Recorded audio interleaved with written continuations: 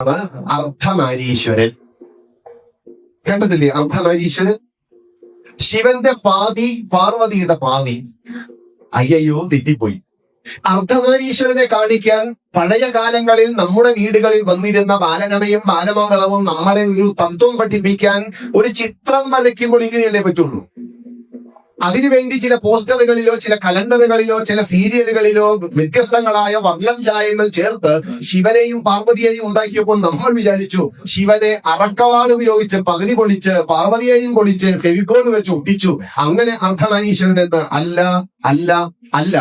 അർദ്ധനാരീശ്വരൻ എന്ന് പറഞ്ഞാൽ ശിവനും പാർവതിയും വ്യത്യസ്തങ്ങളായിട്ടുള്ള ഇതിൽ നിന്ന് മാറി ഏകീകൃത സംയോജിത വ്യക്തിത്വമായി തീരുന്നതിന്റെ പേരാണ് അർദ്ധനാരീശ്വരൻ. അർദ്ധനാരീശ്വരത്വം വീട്ടിലുണ്ടായാൽ ആ വീട് സ്വർഗമാണ്. ആ വീട് മനോഹരമായ ആദർശ കുടുംബമാണ്. ആ വീടിന്റെ പേരാണ് ശിവകുടുംബം എന്നുള്ളത്. അതുകൊണ്ട് നമുക്കിടയിലുള്ള വ്യത്യസ്തതകളും വൈവിധ്യങ്ങളും പ്രശ്നങ്ങൾക്കും ഒക്കെ ഒറ്റ പരിഹാരം എന്താണെന്നറിയോ?